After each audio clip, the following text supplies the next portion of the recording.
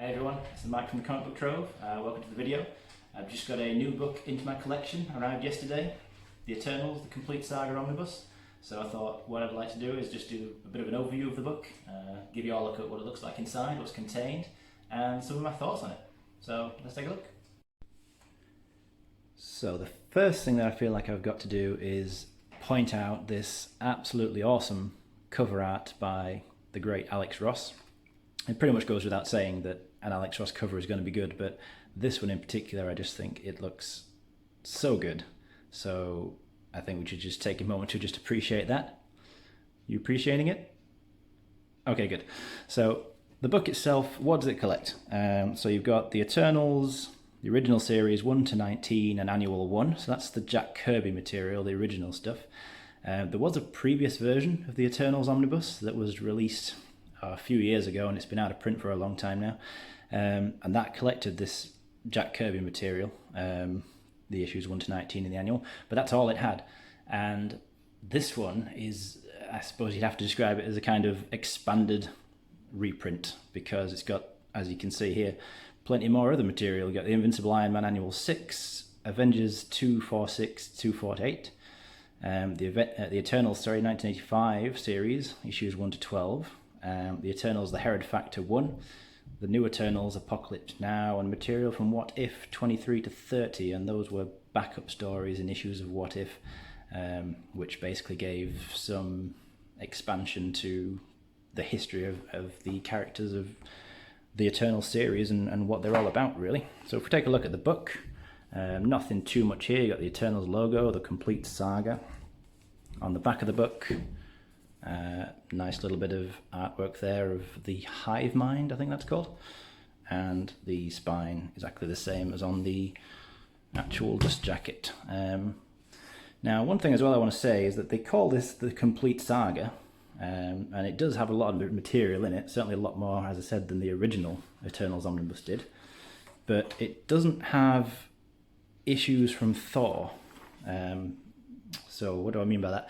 Well, basically Jack Kirby left Marvel before he was able to finish this series. So with issue 19, which is the last issue of the regular series, he hadn't finished it, and the story is left incomplete.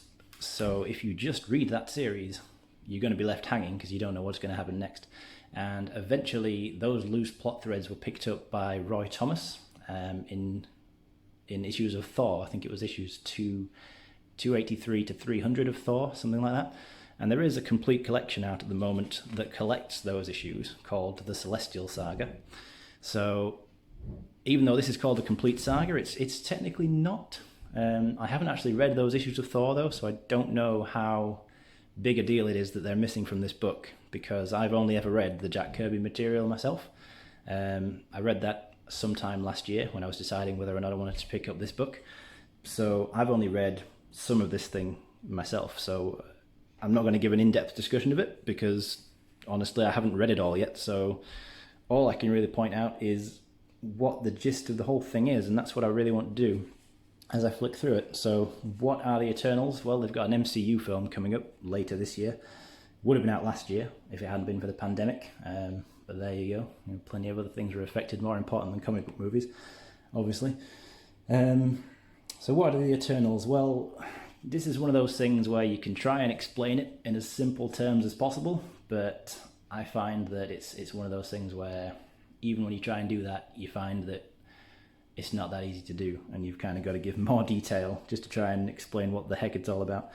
But basically, if I can do it as quickly and as simply as I can, it's a kind of cosmic saga, in the sense that it tells the history of the Earth as though it were created by these kind of space gods called the Celestials.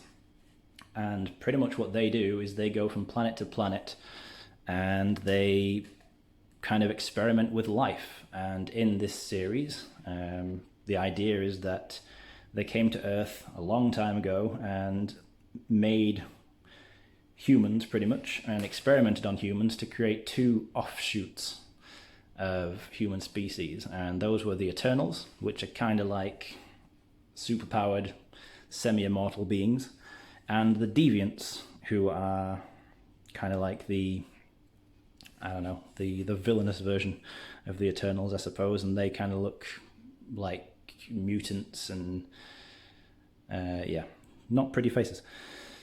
So it's an interesting story. It's kind of a strange story, not necessarily the most accessible thing. What you do get, certainly through the first chunk of this book, is some outstanding Jack Kirby art, and you know, he's the king for a reason.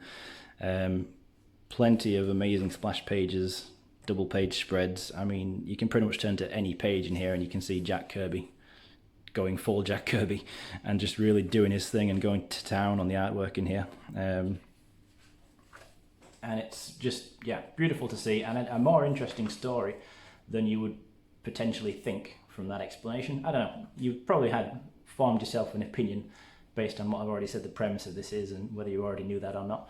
You're either thinking, this is not for me, it sounds weird, or you're intrigued. So the basic story is that the Celestials come back to Earth, having previously been and created the Eternals, the humans and the Deviants, and they turn up to Earth to basically judge us, to decide whether or not we are worthy of continuing to exist. And that's the central key dramatic plot point, really. The whole narrative bases around whether or not the Celestials are going to grant us leave to keep existing and living, or they're going to wipe out all life on Earth because they deem us to be a failed experiment, pretty much. But like I say, they don't get to, well, Jack Kirby never got to the end of that story within here, so before we find out what was going to happen, it all just abruptly ends with issue 19. And it was eventually picked up later on, as I say, by Roy Thomas. But yeah, that stuff not in here, which is a little bit frustrating. But yeah, beautiful Jack Kirby art throughout all of his run on the series. And like I say, it goes without saying, it's Jack Kirby. And I found it far more interesting than I thought I was going to. I thought it would probably be quite a difficult thing to slog my way through, but as I started reading through it, I found myself quite hooked on it, trying to understand whether or not, trying to find out what was going to happen, and it just made it all the more frustrating that in the end you don't find out. But also, when Jack Kirby created this series, his original intention, and that comes across in these issues, is that he wanted it to be separate from the rest of the Marvel Universe. So he didn't want it to interact with the Avengers and the Hulk and everyone else. And I point that out because you can see the Hulk here on these pages, and that's because the Eternal, I don't think it was selling that well, and editors were pretty much forcing him to put in more recognizable Marvel characters. But he kind of found a loophole around that, because even though you've got the Hulk in this story, technically this is not the Hulk. Possible little spoiler alert, not that it really matters, but this is actually a robot, an android. So it's kind of Kirby just messing with the editors a bit. He's like, I've put the Hulk in the story, but it's not actually the Hulk, so there. Yeah, so that's quite, I thought it was quite an interesting thing to do, a playful thing to do, just messing with them like that. So where are we now? This pretty much gets to the end. In fact, yeah, I think that is the end.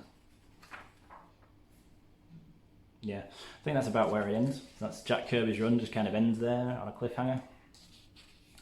And yeah, then you jump into the backup stuff from What If that expand on the history of the Eternals, the Celestials, the Deviants. This is all stuff that's new to me, so I can't comment on this in any great amount of detail. But it still looks good. It certainly looks like a conscious effort was made to emulate Kirby's art style, which I think was a smart move, because when you've got a series created by Jack Kirby, obviously it has a very distinct, unique look, and it's synonymous with him when it's the kind of cosmic space god stuff that Kirby did at DC with the Fourth World before coming over here. And coming back to Marvel, I mean, and then doing this. Yeah, so I'm looking forward to reading the rest of it. When I read through the Kirby run, like I say, I was intrigued enough that I wanted to keep going and see where it all went. So it'd be interesting to see how the threads were picked up in later years and see what they're going to do with it. Because I will say, when it comes to the MCU film that's coming up, I really don't think they're going to adapt much directly from the Jack Kirby run, because I just don't think it would work as a movie or within the context of the MCU. So I feel very sure that a lot of stuff is going to be changed, but I don't know how much, if any of that, will be adapted from this stuff. So yeah, I just wanted to give you guys a look through it though, really, because I hadn't found many videos myself that was showing this book off, and with that MCU film coming out, I know that's going to pique interest, and Marvel clearly knew it was going to pique interest, because it's no coincidence that with that film on the horizon that they suddenly released this omnibus of these quite obscure characters. Not to say they never would have otherwise, but yeah, they definitely know what they're doing. They release these books at certain times for a reason. It looks very cool. The artwork all looks very good. As you flick through here, yeah, I've got to say I'm liking what I'm seeing. Whether or not the story holds up, I don't know. We'll see. Let me know in the comments if you have read beyond Jack Kirby's run. What am I in for here? Am I in for something that's going to be an enjoyable read, or a total slog that I'm going to wish I didn't bother with? Hopefully not the latter.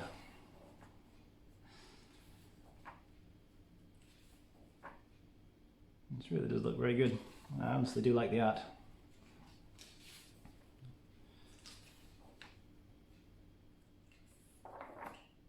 You get a more modern story here at the end by the looks of this. It's clearly far more recent.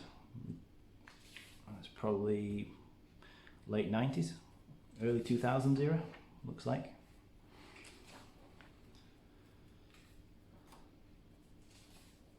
Cool stuff. Some extras by the looks of it. This looks like Marvel. Those Marvel handbooks give you the history. Thanos, everybody's favourite finger-snapping villain.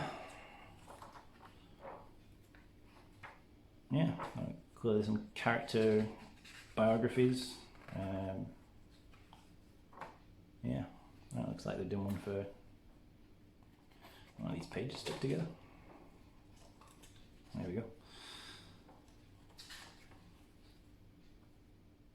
Yeah, cool stuff. Always like extras in the back when you throw in some nice amount of bonus material. Never hurts a book to have that in the back.